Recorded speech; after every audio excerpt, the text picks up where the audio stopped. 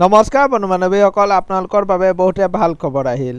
আপোনালোকৰ অসম চৰকাৰৰ ফালৰ পৰা পুনৰ আপোনালোকৰ নতুন চাকৰি মুকলি কৰা হৈছে, য'ত আপোনালোকক গ্ৰেড 3 এণ্ড গ্ৰেড 4ৰ পদ আপোনালোকক মুকলি কৰা হৈছে। আৰু ইয়াত আপোনালোকে 8 পাছ, 10 পাছ, 12 পাছ, গ্ৰেজুৱেশ্যন সকলোৱে আবেদন কৰিব পাৰিব। আপোনালোকৰ কি কি পদ আছে, কিমান বয়সলৈকে আপোনালোকে আবেদন কৰিব পাৰিব আৰু কিদৰে আপোনালোকে আবেদন কৰিব, সবিশেষ জানিবৰ কাৰণে আমাৰ এই ভিডিঅ'টো আপোনালোকে মাথো শেষলৈকে চাই থাকিব। বলক ভিডিঅ'টো আৰম্ভ কৰোঁ। আপোনালোকে চাব পাৰে আপোনালোকৰ বৰপেটা ডিষ্ট্ৰিক্ট কোৰ্টৰ ফালৰ পৰা এইসমূহ ভেকেঞ্চি আপোনালোকক মুকলি কৰা হৈছে। আৰু ইয়াত কি কি ভেকেঞ্চি আছে বলক চাই লওঁ।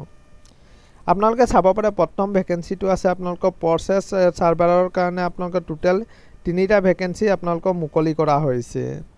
আৰু এই পদটোৰ বাবে মাহিলী দৰমহাও যথেষ্ট ভাল। আপোনালোকৰ 14,000ৰ পৰা আপোনালোকৰ 70,000 পৰ্যন্ত আপোনালোকৰ মাহিলী দৰমহা দিয়া হ'ব। আৰু কোৱালিফিকেশ্যন বিচাৰিছে আপোনালোকে চাব পাৰে 10 পাছ, 12 পাছ কৰা হ'লেই আপোনালোকে এই পদটোৰ বাবে আবেদন কৰিব পাৰিব। লগতে আপোনালোকৰ অফিচ লেংগুৱেজ আপোনালোকে জানিব লাগিব।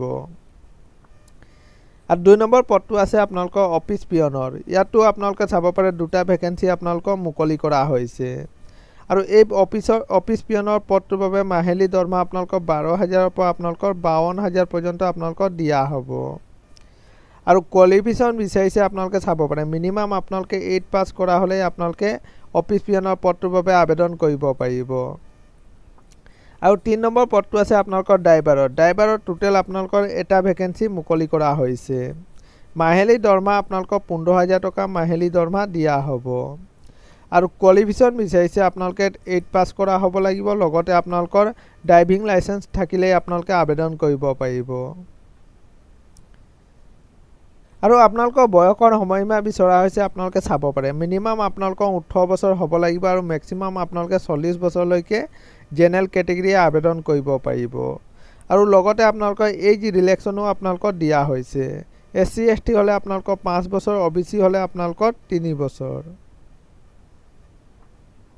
আৰু এই পদসমূহৰ বাবে আপোনালোকে অফলাইন আবেদন কৰিব লাগিব। অফলাইন আবেদন কৰিবৰ কাৰণে আপোনালোকে ষ্টেণ্ডাৰ্ড ফৰ্ম ফিল-আপ কৰি আপোনালোকৰ নিজৰ ডকুমেণ্টছসমূহ লগত গাঁঠি আপোনালোকে পোষ্টযোগে পঠাব লাগিব।